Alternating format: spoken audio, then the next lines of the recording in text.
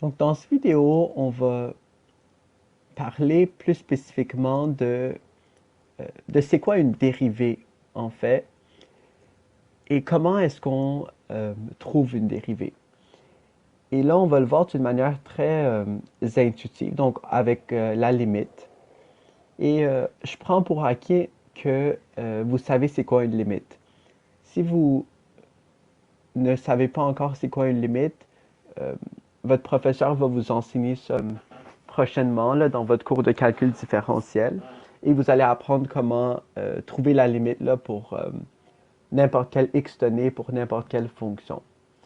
Et ici, on va vraiment plonger dans la dérivée à l'aide de la limite.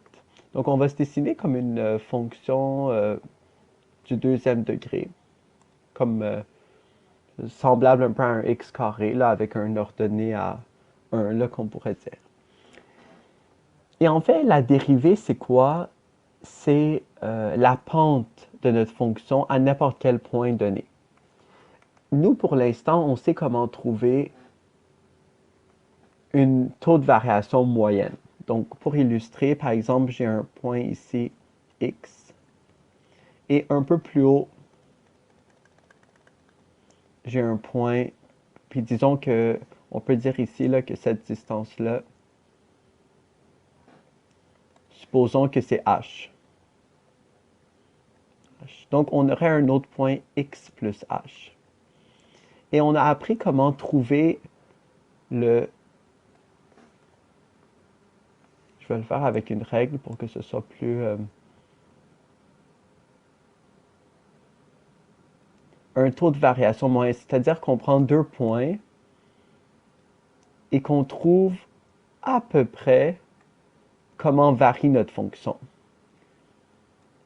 Donc, je vais dessiner, par exemple, je prends du jaune.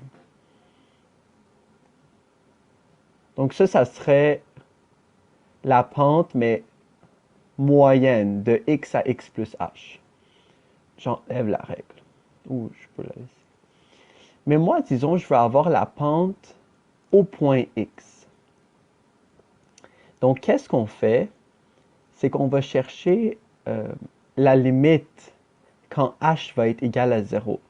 Parce que plus h devient petit, plus on se rapproche à la dérivée, ça veut dire à la vitesse instantanée au point x. Donc là, juste pour illustrer, disons que, par exemple, j'avais un h qui était ici. Donc là, ça serait x plus h prime, disons. OK. Donc là, si on va reprendre notre règle, et on va juste bouger un peu. Mais là, on a deux petits points. Donc, vous voyez comment la pente est déjà plus proche de notre pente en x. Comme ça, là, lui, je vais le faire en, je sais pas, par exemple, une couleur un peu différente.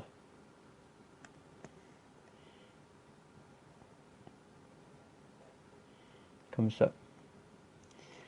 Et en fait, si vous le voyez, là, la vraie pente instantanée, c'est vraiment au point x. C'est une pente qui touche tout simplement à x comme ça. Et on peut le mettre en mauve. Alors nous, on cherche ce pente-là. Et si on réussit pour le trouver pour x, ça veut dire que la réponse qu'on trouve, ça peut être pour n'importe quel x de notre fonction. Si j'avais choisi de mettre x ici, on aurait trouvé sa pente. Donc, on trouve vraiment une formule générale pour trouver notre dérivée qui est notre vitesse instantanée au point x. Donc ici, on va essayer de nettoyer un peu. Je ne sais pas si je vais être capable. Est-ce que je peux... Ok, je vais effacer ça. Et là, on va se faire un nouveau dessin beaucoup plus propre. Puis on va analyser ça. Donc, on se refait un plan cartésien. On trouve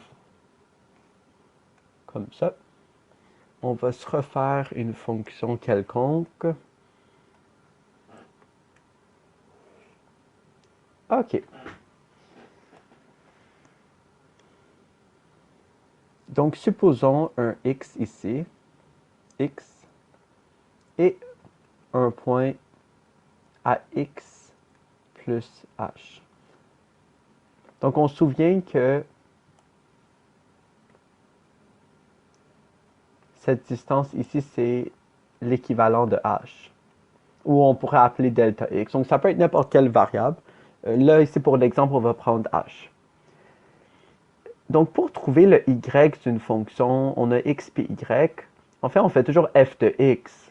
Donc, ce point-là ici, c'est f de x. Et le point ici, c'est f de x plus h. Donc, c'est comme si on mettait notre x dans notre fonction f de x, puis on trouve notre point. Donc, en fait, c'est juste pour généraliser parce que notre fonction f de x pourrait être n'importe quoi. Ça pourrait être x carré, ça pourrait être 3x plus 2. Donc, en mettant f de x ici, c'est qu'on fait juste dire qu'on va mettre notre x dans notre fonction, tout simplement, la fonction qu'on obtient. Et c'est une formule qu'on va trouver générale pour n'importe quelle fonction. Donc, supposons ici qu'on cherchait à trouver le taux de variation moyen. C'est-à-dire qu'on cherche à trouver le taux qu'on avait fait tantôt, donc ici. Donc, cette pente-là, je peux le faire en bleu peut-être. On cherche à trouver ça ici.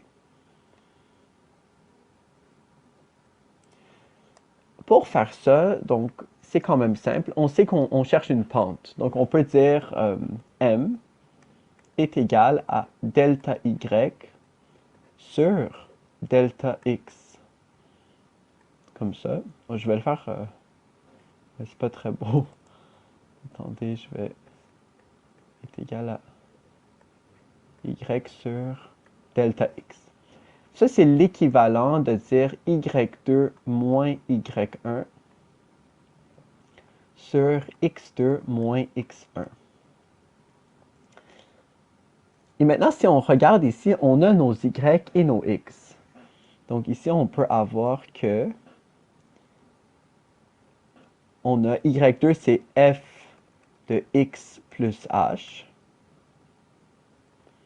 moins f de x, c'est notre y1.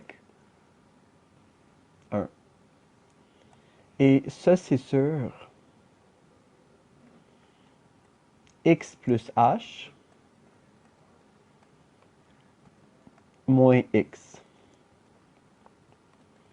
Déjà, on voit qu'on peut simplifier un peu. Donc, on obtient f de x plus h moins f de x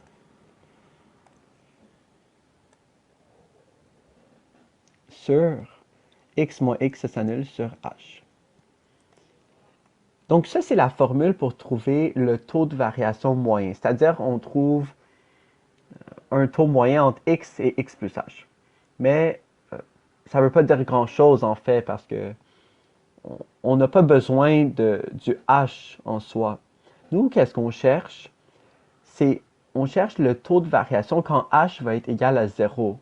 Ce qui va nous donner notre dérivée. Ça va nous donner la pente, mais à x, donc la vitesse instantanée à x. Donc, qu'est-ce qu'on peut écrire? C'est que nous, on peut dire que f' de x, donc c'est-à-dire la dérivée, est égale à la limite lorsque h tend vers 0 de f de x plus h moins f de x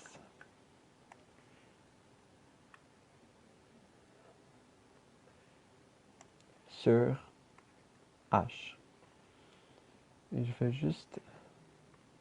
Donc là, on a trouvé une formule qui va nous permettre de calculer la dérivée de n'importe quelle fonction. Et la dérivée va nous permettre de trouver la vitesse instantanée pour n'importe quel x de n'importe quelle fonction. Donc, c'est vraiment un outil puissant qu'on vient juste de trouver. Et dans les prochaines vidéos, on va faire plusieurs exemples sur comment utiliser cette formule de la limite pour trouver la dérivée.